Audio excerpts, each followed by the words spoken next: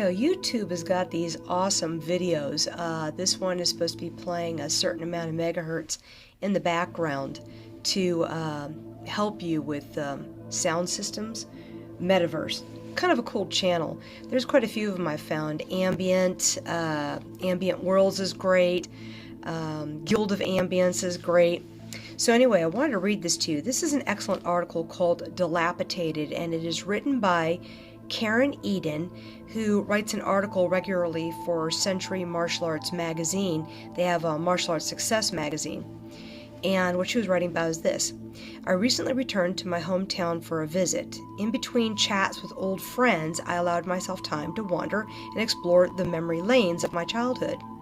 Many of the places and experiences there were pleasant, others not so much. After some internal debate, I decided to visit a place that's been the source of my nightmares since 6th grade, my old middle school. You see, before I was a black belt 6 times over, before I knew how to hold my head up, before I realized that, belt or not, we have so much inherent worth as humans, I was a victim of bullying. I was an easy target, poor, ethnic, and undeniably geeky.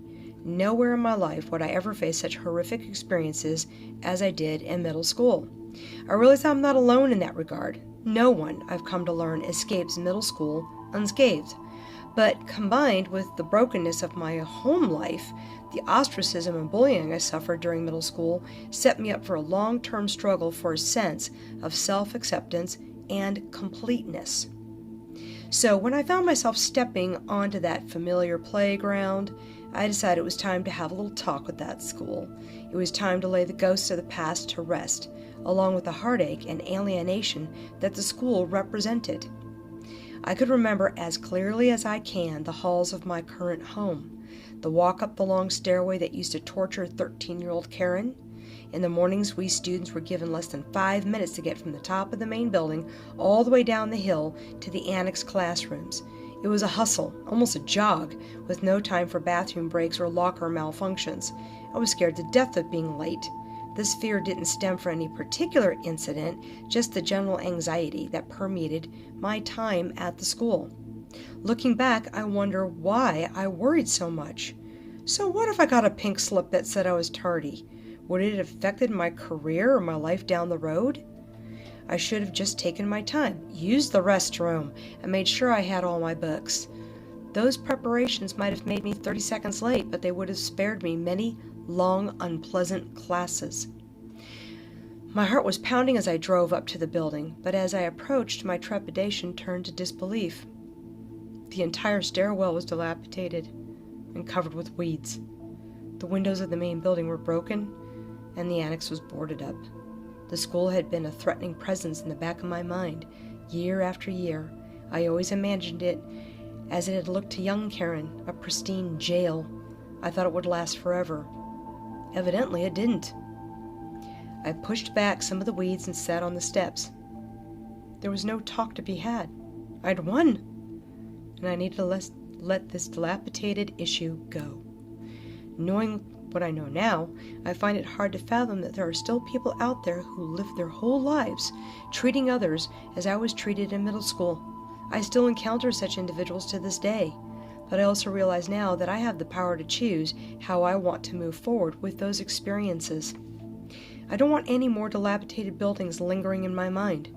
Life has taught me that I will be more than okay, regardless of what other people choose to do. Life has taught me that I'm destined to win, so I need to be willing to let go of the things that hold me back. As I got up and walked around my old school, I noticed a sign. The building had been purchased and soon would be turned into studio apartments. Couldn't believe it. Who could look at something so broken and see the potential for life and home? Then I realized that was because someone had the ability to see past the brokenness of the property and know they could still win. I love her articles. Sorry about that, guys.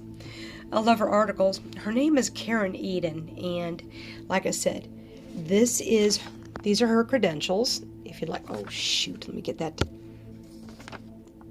Is that in focus yet? Come on, get in focus, dudes. All right, never mind.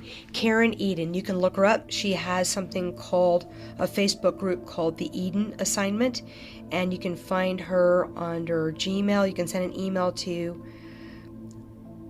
oh, never mind. I can't even say that. Oh, I'm sorry. Nope, never mind. I can't read it anyway. So I'll get back to you later. Hopefully this helps you out, because I think all of us have our little ghosts and monsters that live in our memory. Things that come back from grade school, middle school, high school. Get rid of them. Clean out the attic, clean out your memory space, fill it up with something cooler. All right, that's enough boo-hoo stuff for now. My husband laughs at me, says, "Oh, you're that emotional menopausal woman." I'll be quiet. So anyway, I'll see you guys in class.